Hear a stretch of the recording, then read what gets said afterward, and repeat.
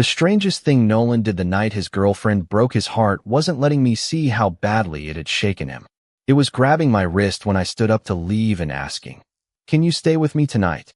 He had come through the door of our Burlington apartment a little after 9, nearly 2 hours earlier than I expected. Nolan Mercer was still wearing the navy chore coat and burgundy crewneck shirt he'd put on for his anniversary dinner with Claire, but the man standing in our entryway looked nothing like the confident brewery operations manager who had left that afternoon. His dark brown hair was still neatly styled, yet his expression was exhausted, almost blank. I was at the kitchen table finishing paperwork from the Wildlife Rehabilitation Center when I looked up. "What happened?" Nolan set his keys on the counter with unusual care. Claire ended it. I closed my laptop. Nolan and Claire had been together long enough that I'd assumed their anniversary dinner might involve plans for the next stage of their relationship. Instead, 20 minutes later, we were sitting in the living room with coffee neither of us was really drinking. I didn't tell him Claire had made a mistake. I didn't promise everything would work out. Nolan hated empty reassurance, and I knew him well enough to let silence do some of the work. Eventually, he said, "She thinks I've been gone for months." "Gone where?" "That's the problem. She couldn't tell me." He stared into his mug. "She said I was always there physically, but it felt like some part of me wanted to be somewhere else." I expected anger when he repeated it. What I heard instead was confusion. "Did you?" I asked. Nolan looked at me, then away. "I don't know." That answer unsettled me more than if he'd blamed Claire. Nolan usually approached problems as if enough patience could turn them into something measurable. Tonight, he didn't seem to know what problem he was trying to solve. Around midnight, he finally stood. "I'm going to try to sleep." "Okay, I'm right here if you need anything." He nodded and disappeared down the hall. I cleaned the mugs, turned off the kitchen light, and gave him nearly half an hour before checking on him. His bedroom door was open. Nolan was sitting on the edge of the bed, elbows resting on his knees. "Still awake?" I asked. "Yeah." I leaned against the doorway while he admitted that every time he closed his eyes, he replayed the dinner. We talked quietly until his answers grew shorter. When I thought he was finally ready to sleep, I pushed away from the doorframe. "I'll let you get some rest." Nolan reached out and caught my wrist. The gesture surprised both of us. He released me almost immediately. "Sorry." "You're fine." He hesitated. "Can you stay with me tonight?" I glanced toward the living room. "Sure. I'll be right outside." "No." His voice was quiet, not demanding. "I mean here. Just until I fall asleep." For a second, neither of us moved. Nolan had always described himself as straight, and I had always treated that as a boundary rather than a puzzle. Tonight wasn't going to change that simply because he was hurting. I pulled the armchair closer to the bed and sat down. "Get some sleep." Nolan gave me the first faint smile I'd seen since he came home. "Thanks, Caleb." Within 20 minutes, his breathing settled. I remained in the chair, looking at the man I'd known as my roommate and close friend, aware that nothing romantic had happened and determined not to invent meaning where there might be none. But one fact was harder to dismiss. On the worst night Nolan had experienced in years, he hadn't asked for advice, and he hadn't asked me to help him get Claire back. When being alone became unbearable, the person he had specifically asked to stay was me. By the time I woke the next morning, pale autumn light was coming through Nolan's bedroom window, and my neck was reminding me that an armchair had never been designed for several hours of sleep. Nolan was already awake. He looked from me to the chair and winced. "You actually stayed there all night? You asked me to stay? You never specified comfortable accommodations." That earned a brief laugh, which felt like progress. He apologized for putting me in that position, but I stopped him before embarrassment could turn one difficult night into something stranger than it needed to. "B, you had a terrible night. Your friend stayed with you. That is all." Nolan studied me for a moment, then nodded. "Still, thank you." After breakfast, I showered and changed before driving to the Wildlife Rehabilitation Center outside Burlington. By 9, I was back in my olive field jacket, checking intake records and coordinating follow-up care for several recovering animals. The work helped because it demanded patience without leaving much room for speculation. I had noticed Nolan was handsome from the first week we lived together, but he had always described himself as straight, and I respected that as a boundary. Whatever I felt was mine to manage. One difficult night did not give me a reason to reinterpret him. Shortly before noon, my phone buzzed. Nolan had sent a message asking what time I would be home. I told him around 6:30. His answer came almost immediately. Good. I am making dinner. That evening, I found him in the kitchen wearing his burgundy shirt with the sleeves pushed up, working through a pasta recipe he claimed someone at the brewery had given him. Should I be worried? I asked. Probably, but I bought backup pizza. Dinner was surprisingly good. More surprising was that Nolan barely mentioned Claire. We talked about a scheduling problem at the brewery, an animal transfer I was coordinating, and a customer who had tried to convince Nolan that every craft beer should somehow taste like maple syrup because we lived in Vermont. After dinner, I expected us to separate into our usual routines. Instead, Nolan made coffee. When the mugs were empty, he suggested we sit on the balcony for a while. The temperature had dropped into the low 50s, and after 20 minutes, I finally stood. I have an early start tomorrow. Nolan glanced toward me. Already. The word came out before he seemed to realize how it sounded. It is almost 11. Right. He smiled, but disappointment crossed his face first. Good night, Caleb. I went to my room and closed the door, but the evening stayed with me. The night before, Nolan had been heartbroken, exhausted, and afraid of being alone. That explained why he had needed someone beside him. Tonight was different. He had gone to work, made dinner, laughed, and gone hours without talking about Claire. The immediate crisis was fading, yet Nolan was still finding reasons to keep me close. For the first time, I had to consider that he was no longer looking for someone to help him talk about the woman who had left. He was looking for more time with me. A few days later, Nolan was standing at the kitchen counter when his phone lit up beside him. He looked at the screen long enough for me to notice the change in his expression, then turned the phone face down. I was pouring coffee before leaving for the Wildlife Rehabilitation Center. Claire, I asked. Nolan nodded. She wants to talk. I expected him to say when they were meeting. Instead, he reached for his mug. I have not answered her. That stopped me. Do you want to get back together? Nolan leaned against the counter and considered the question rather than giving me the answer I expected. A week ago, I would have said yes without thinking. And now I keep wondering whether getting her back would fix what she actually ended things over. I waited. Nolan had been talking more openly since the breakup, but I had learned not to fill every silence for him. Finally, he said, Claire did explain what she meant that night. I just did not want to hear it.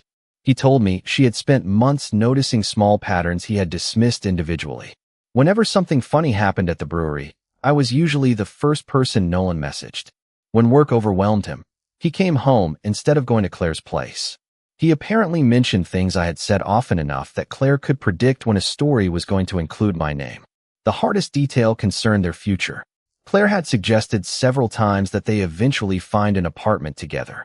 Nolan had always produced a practical reason to wait. Rent, work schedules, the neighborhood, timing. She finally asked why every future plan that involved leaving this apartment became a problem I needed 6 months to solve. Nolan said. I set my coffee down. Until that moment, I could have explained his behavior since the breakup as loneliness. What he was describing had begun long before Claire walked away. Still, I refused to turn her observations into a conclusion neither of us had earned. Being close to me does not automatically mean anything romantic. Nolan looked directly at me. Why are you trying so hard to convince me of that? I opened my mouth, then stopped. It was a fair question, and any quick answer would have been dishonest. I was attracted to Nolan. I had also spent our entire friendship accepting that attraction as mine to manage, not his responsibility to resolve. His heartbreak did not erase that boundary. Because you just lost someone important, I said. And right now I am the person who feels safe. Those two things can get confused. Nolan's expression tightened slightly. You think I am using you? No.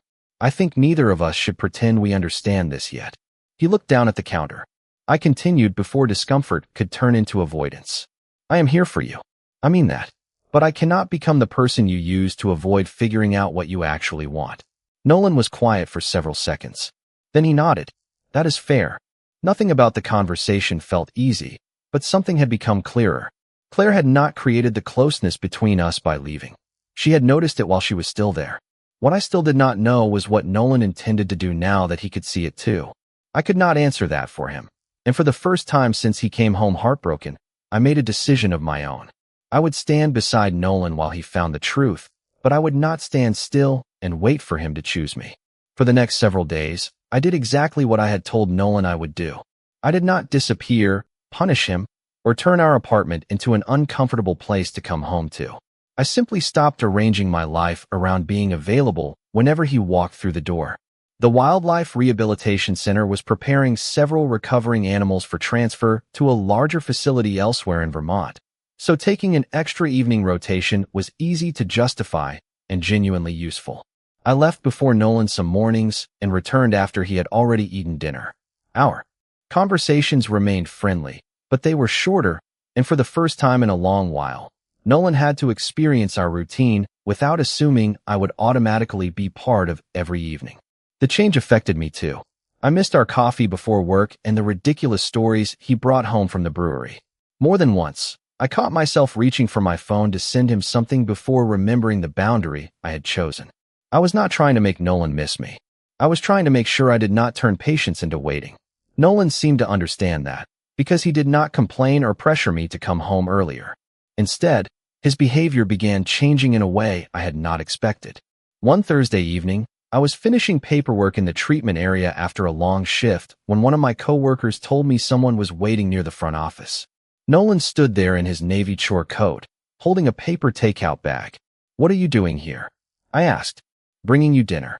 I looked at the bag, then at him. "You drove all the way out here for that." "It is about 20 minutes, Caleb. You make it sound like I crossed Vermont on horseback." I laughed despite myself. "I thought you were working tonight." "I finished early." He handed me the bag. "And before you ask, no, I do not need anything." That last sentence made me pause. Nolan noticed. "I realized something this week," he said. "Every time I had a bad day, I expected you to show up. Every time I needed to talk, you listened. Then you got busy, and my first reaction was to wonder why you were not around." He glanced toward the paperwork on my desk. "That was when I realized I barely ever ask whether you need someone to show up for you." There was no dramatic confession in his voice, and that made the moment feel more important, not less. He had not come because he was lonely. He had not mentioned Claire. He was not asking me to reassure him about anything. He had simply noticed that I was tired and decided to do something about it. "Thank you," I said. "Seriously." Nolan smiled. "Eat before it gets cold." He stayed only long enough for me to finish dinner and tell him about the upcoming transfer. Then, because I still had work to complete, he left without trying to extend the evening. Driving home later, I kept thinking about one simple fact. Nolan had come all that way without needing anything from me. For the first time since the breakup, he had not been the one asking to be cared for. I still did not know whether that was friendship becoming deeper or something romantic beginning to surface, and I was not going to decide for him. But for the first time, I could no longer describe what was happening between us as one heartbroken man leaning on the person who happened to be nearby. Nolan was beginning to show up for me too. 2 evenings after Nolan brought dinner to the rehabilitation center, he finally answered Claire. He told me about it while we were cleaning up after dinner, not with the nervousness I expected, but with the calm of someone who had decided that avoiding a conversation was no longer helping anyone. "We are meeting tomorrow after work," he said. "Do you want to get back together?" I asked. Nolan considered it. "No. I think I owe her an honest ending instead of treating her message like a door I am afraid to open." The next evening, he met Claire at a coffee shop near downtown Burlington. I did not ask for updates while they were together. Whatever remained between them deserved to be handled without me standing invisibly in the middle of it. Nolan came home shortly after 8. He took off his navy chore coat, hung it by the door, and found me at the kitchen table. "She was right," he said. I closed the paperwork in front of me. "About what?" Nolan sat across from me. "About noticing something before I did." He explained that Claire had not accused him of cheating or deliberately misleading her. She had told him that the painful part was watching him become more animated when he talked about ordinary moments with me than when they discussed their future together. Nolan had spent days interpreting that as an accusation. Tonight, Claire had corrected him. She told me she never thought you took me away from her. She just said the version of me she saw around you seemed more honest than the future I kept telling her I wanted. Nolan rubbed his hands together and stared at them. I did not know what to say. "You did not have to know. That is easy for you to say." "Not really." He looked up. I continued. "You are trying to turn uncertainty into a problem you can solve in one night. Maybe you cannot." Nolan gave a quiet laugh. "That sounds exactly like something you would tell me. Probably because I just did." His smile faded, but the tension in his shoulders eased. Then he said, I have been going backward through every relationship I have ever had, looking for evidence. Every girlfriend, every date, every time I thought someone was attractive. I keep thinking there has to be a pattern that tells me what this means. Maybe stop treating yourself like a case file. Nolan looked at me. Then what am I supposed to ask? Whatever question is actually yours. He was silent for a moment. I keep asking whether I could want a man. I let him continue. Maybe that is the wrong question. Something in his expression had changed. This was not the frightened confusion of the night Claire left, or the dependence I had worried about afterward. He was looking at the uncertainty directly now. What is the right question? I asked. Nolan held my gaze. Why does the answer change when the man is you? I felt the words land somewhere I had been carefully protecting for years. I could no longer tell myself this was only about heartbreak, and Nolan could no longer reduce what he was experiencing to a theoretical question about identity. But recognition was not the same thing as readiness, and feelings were not yet a decision. For the first time, I believed Nolan might genuinely want something more with me. That possibility did not make the situation simpler. It made what either of us could lose suddenly real. A few days after Nolan's conversation with Claire, work gave us a reason to spend time together without pretending we had already figured out what his words meant.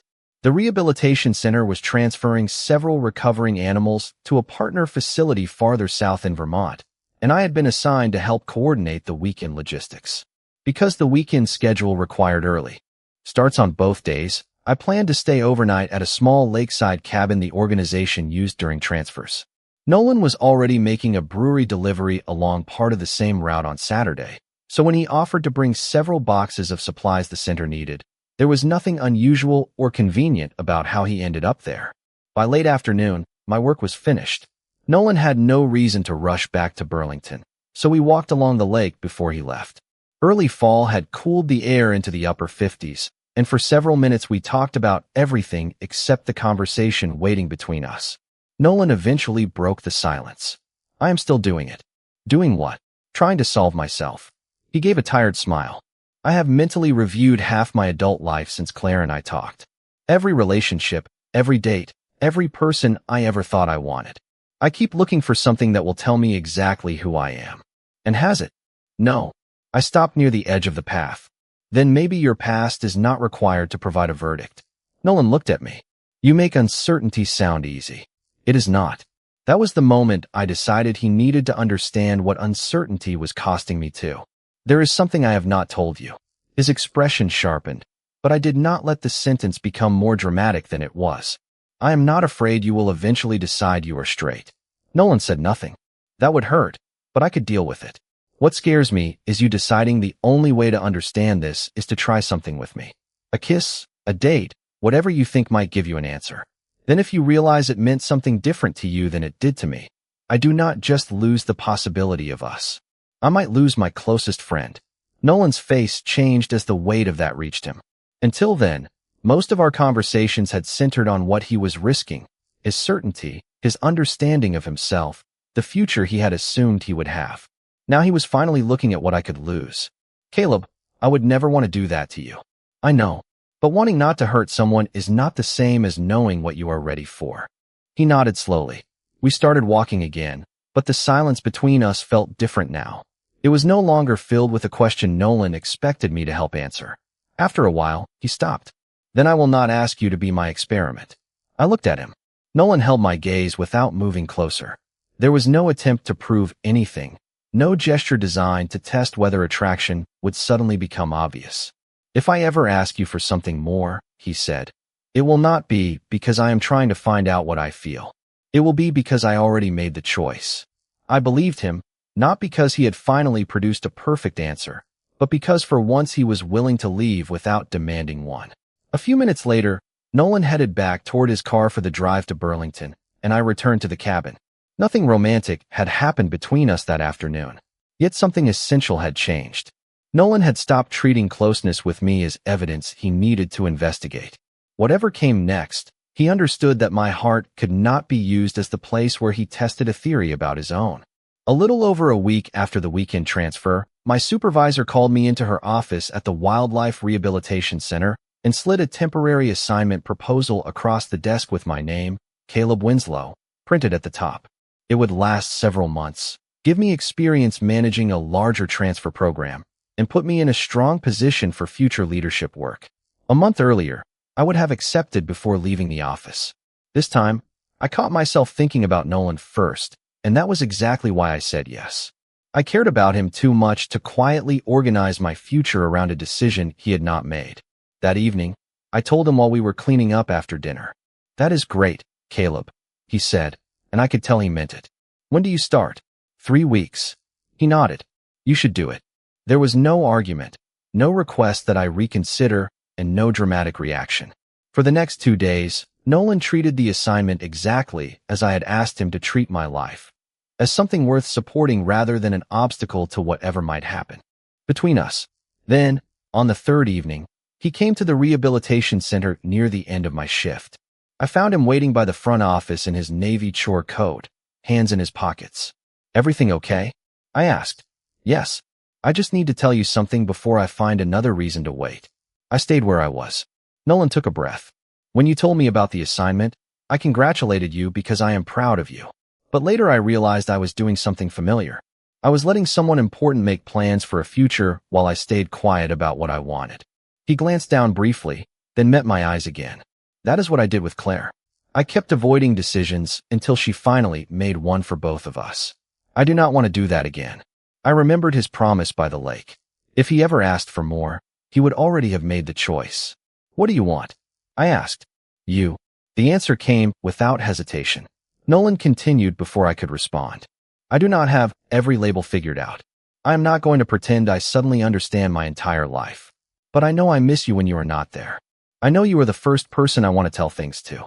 I know when I picture my life a year from now, I want you in it. And I cannot honestly keep calling what I feel for you friendship and act like that explains everything." There was one question I still needed answered. Would you be saying any of this if Claire had not left? No. The word landed harder than I expected. Nolan saw it immediately. Not because she created this, Caleb. Because if she had stayed, I might have kept refusing to look at it. He stepped no closer. "The breakup did not make me feel something for you. It took away the life I was using to avoid asking why you had already become so important to me." That was the answer I had needed since the night he came home devastated. "I am not asking you to turn down the assignment," he said. "Take it. You should. I am not asking you to stay anywhere for me." His voice softened. "I am telling you that I choose you, and if there is a chance you could choose me too, I want to find out what that looks like without asking either of us to make our lives smaller." For weeks, the uncertainty had belonged to Nolan. Standing there, I realized he had finally carried it as far as he could. He had made his choice without demanding proof, without asking me to sacrifice anything, and without knowing whether I would choose him back. The next decision was mine. After weeks of insisting that Nolan make a deliberate choice, I knew mine had to be just as deliberate. I asked him for one night, and the next evening I invited him to meet me at the Lake Champlain waterfront after work. The air was cool enough for jackets, and the last lights stretched across the water as we walked along the path. Nolan did not ask whether I had made a decision. He simply stayed beside me until I was ready to speak. "You spent the last few weeks trying to figure out whether uncertainty meant you could not trust what you felt," I said. "I think I have been doing something similar." Nolan looked at me. "How?" I called it being careful. Some of it was, but some of it was fear. I had spent years respecting the fact that Nolan was straight, and I did not regret that for a second. Even after his feelings began changing, caution had protected both of us from turning his heartbreak into something neither of us understood. But somewhere along the way, protection had started becoming its own hiding place.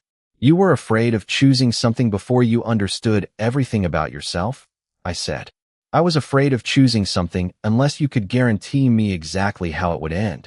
Nolan gave a small, thoughtful nod. "I cannot guarantee that. I know. I still do not have a perfect word for every part of this. I do not need one." I stopped walking and faced him. "I needed to know whether you were choosing me because you wanted me, not because you were lonely, confused, or trying to prove something to yourself." Nolan's answer was quiet and immediate. "I am choosing you." This time, I believed I was ready to answer him with more than caution. "Then I choose you too." For a moment, Nolan simply looked at me, almost as if he needed to hear the words settle into reality. I stepped closer, giving him every opportunity to change his mind. He did not. I kissed him gently, briefly, and intentionally. There was no dramatic transformation afterward, no sudden explanation for every question Nolan had ever carried. When I pulled back, he smiled with a nervousness I had rarely seen from him. "Well," he said, "that answered at least one question." I laughed. "Which one?" "Whether I wanted to do that again." Then Nolan leaned in and kissed me, making the second choice entirely his own. We stayed by the waterfront for a while afterward, talking about what came next rather than pretending one evening had solved everything. I reminded him that I was still taking the temporary assignment. "Good," Nolan said. "I would be worried if you changed your mind because of me. Several months is not exactly ideal timing." "Probably not." He smiled. "But neither is building a relationship by asking one person to make his life smaller." That mattered to me almost as much as everything he had said the night before.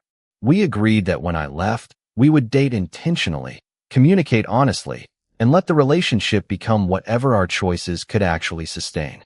3 weeks later, when I packed my car for the assignment, Nolan helped carry the last bag downstairs.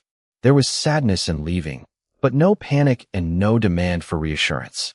For the first time, neither of us was asking the other to stay in place. We had chosen each other, and now we were going to find out what that choice looked like when real life kept moving. Several months later, I drove back into Burlington on a cold February afternoon with the last box from my temporary assignment in the back seat. Nolan was waiting outside our apartment building in his navy chore coat, pretending he had come down only to help carry things. The smile he could not hide told a different story. The months apart had tested the choice we made without turning it into another crisis, and they had given us something neither of us could have gained by staying safely inside our old routine. Nolan visited when our schedules allowed. I returned to Burlington on free weekends, and somewhere between difficult work days and ordinary phone calls, we learned that being together did not require either of us to stop having a life of his own. That evening, after we unpacked, Nolan and I went to dinner near the Lake Champlain waterfront. Walking home afterward, he reached for my hand without hesitation. Months earlier, even acknowledging what he felt had frightened him. Now the gesture was simple enough that neither of us needed to comment on it. Back at the apartment, Nolan stopped in the living room and looked toward the hallway. "Do you ever think about that first night?" he asked. "The one where you destroyed my neck by making me sleep in an armchair? I offered you a perfectly good room. You specifically asked me not to leave." Nolan smiled, then became thoughtful. "There is something I understand now that I did not understand then." I waited. "When I asked you to stay, I was not thinking romantically. I was not secretly admitting something to myself. I genuinely did not understand any of that yet." "I know, but I knew I was terrified you would leave too." He sat beside me. "Claire walking away made me realize I had spent years assuming you would always be here. Not because you owed me that. I had just built so much of my life around you without noticing what I was doing." He took my hand. "Losing one relationship forced me to see which relationship I was most afraid of losing. Only then did I understand the request he had made that first night differently. He had not known what he felt yet, but he had already known whose absence frightened him most." I leaned over and kissed him, and this time there was no uncertainty attached to it. Only the quiet familiarity we had earned over the months since our first kiss by the lake. A few minutes later, I pulled an envelope from the stack of mail on the table. Our lease renewal came. Nolan raised an eyebrow. I saw it. "I have been thinking about it." His expression changed just enough to make me smile. "Relax. I am not moving out." That would have been useful information about 10 seconds sooner. I laughed. "I do not think we need a new apartment just because we are a couple. I like this place. I like our neighborhood. And for once, I would like us to make the decision because we both actually want it." Nolan looked around the apartment where we had once been 2 roommates dividing rent and cabinet space, then back at me. "So you are staying?" "No." He waited. I squeezed his hand. "I am choosing to live here. There is a difference." Nolan smiled, pulled the lease toward us, and placed a pen beside my hand. We signed it together. Nothing about the apartment had changed, but what it represented had. It was no longer somewhere we had ended up because sharing rent made sense.